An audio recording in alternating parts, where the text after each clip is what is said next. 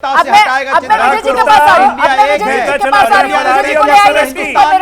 मेरा सवाल आपसे ये है कि आज सुबह मुंबई में इंडिया गठबंधन की तीसरी बैठक से पहले बीजेपी की तरफ से मीडिया के सामने कहा जाता है कि साहब ये इंडिया गठबंधन ये corruption for maximum profit CMP जो कहा जा रहा था कि साहब इंडिया गठबंधन जो है वो कॉमन मिनिमम प्रोग्राम लेकर आ सकती है, तो उस पर प्रवक्ता संबित पात्रा सामने आते हैं और वो कहते हैं कि साहब ये सीएमपी इनका मतलब है करप्शन फॉर मैक्सिमम प्रॉफिट। और अब शाम होते होते वही मुद्दा करप्शन का है और उस पर इंडिया गठबंधन की तरफ से राहुल गांधी भले ही अडानी वाला मामला पुराना लेकिन उसको नए अंदाज में जो धार देते हुए नजर आ रहे हैं। क्या लग रहा है आपको मामला किस तरीके से आगे बढ़ेगा सियासी तौर पर?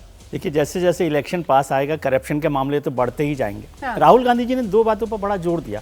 एक कहा कि G20 की बैठक होने वाली है और उस दौरान ये सब मामला सामने दुनिया भर के नेता सामने आए। तो ये सवाल भी हो रहा है, बहुत सारे लोगों ने कहा कि G20 के वक्त में ये खुलासा हुआ है, क्या भारत की इमेज को खराब करने की कोई एक्सरसाइज है? हाँ। और जो पूरा मामला चल रहा था अडानी का मसला, वो पहले भी हुआ, सुप्रीम कोर्ट ने जिस तरह से उस पर कमेटी बनाई उसकी रिपोर्ट आई। लेकिन जो राहुल गांधी सवाल कर रहे हैं, भारतीय जनता पार्टी को या सरकार को उस पर जवाब देना ही चाहिए। अभी आपने खबर देखी होगी, आज ताजा खबर अभी आई है कि विशेष सत्र संसद का बुलाया जा रहा है 18 से 22 सितंबर तक। मुझे नहीं लगता जिस तरह से राहुल गांधी ने आज फिर अडानी की सीट और जेपीसी का जिक्र किया है, तो विशेष सत्र भी कांग्रेस या विपक्ष अडानी के चक्कर में कांग्रेस और विपक्षी दल जो है उसको चलने देंगे। दूसरी बात, मैं बार बार ये उम्मीद कर रहा था पिछले जब से अडानी का मसला उठाया कि राहुल गांधी कांग्रेस के सबसे बड़े नेता हैं, कम से कम वो ये कर सकते थे कि अडानी के ऊपर यदि सवाल है, उस पर कोई नहीं जा रहा, तो कम से कम जहां राजस्थान में और छत्तीसगढ़ में उनकी सरकार है और अडानी को उन्होंने जो काम दिया है, उस काम को तो रोक लगा देते। ऐसे आदमी जिस पर आपको खुद शक और आपकी सरकारें जो हैं और आपकी सरकार हो तो उसको तो कम से कम रोक देते भैया इस पर काम नहीं करेंगे। तो आप भारतीय जनता पार्टी मुंबई में जहां पर इनकी इंडिया गठबंधन की तीसरी बैठक हो रही है, वो जो मेजबानी कर रहे हैं शरद पवार, जिसका जिक्र अभी डॉक्टर अजय आलोक भी कर रहे थे कि साहब वो जो है वो मुलाकातें करते हैं, अडानी के साथ उनकी मुलाकात वाली तस्वीरें सामने आती हैं। माधव आनंद जी, बिल्कुल सर, माधव आनंद जी इंतजार कर रहे हैं अपनी बारी का। माधव आनंद जी, लेकिन आपके पास मैं इस सवाल के साथ आ रही हूं, आप अपनी बात रख दीजिएगा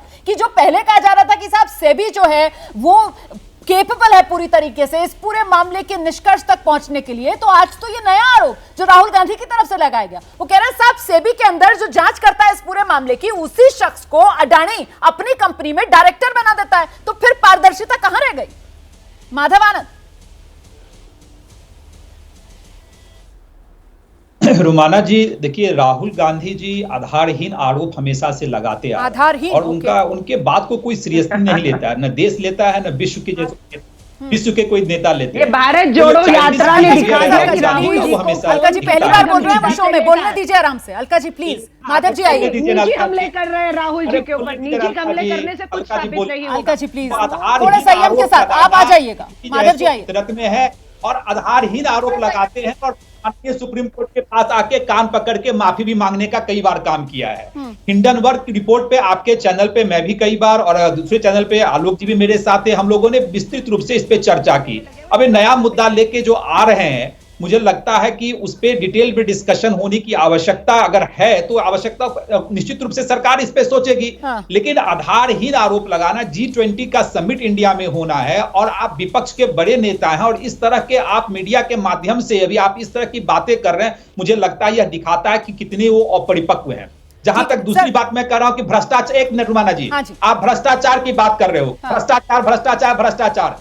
नीरज जी का मैं बड़ा सम्मान करता हूं। नीरज जी की प्रसिद्धि इस रूप में हुई थी कि प्रेस कॉन्फ्रेंस में हमेशा कहते थे होटवार, जेल नंबर, कैदी नंबर इतना। कहां गया नीरज जी का आज बयान? नीरज जी पूरे जिंदगी भर की राजनीति लालू प्रसाद यादव के अगेंस्ट में करने का काम किया है। बिहार के मामले में नीरज जी को घेर लीजिए सर, लेकिन वहां पर दूसरी तरफ महाराष्ट्र के अंदर अजीत पवार से लेकर सर हसन मुशर्रफ तक वहां पर बीजेपी को घेरा जाएगा सर। जैसे ही घड़ी का काटा दोपहर 2:30 पे आए, बबीता जी का दिल सास बहू साजिश के लिए मचल जाए। और ये है इनकी बहू, पूरे दिन ऑफिस की टेंशन हो जाए गॉन जब ये करें अपना फेवरेट शो फ्री टाइम पे ऑन। इनकी तरह आप भी देखें अपना फेवरेट शो अपने टाइम पर और डाउनलोड कीजिए एबीपी लाइव ऐप अपने स्मार्ट टीवी पर।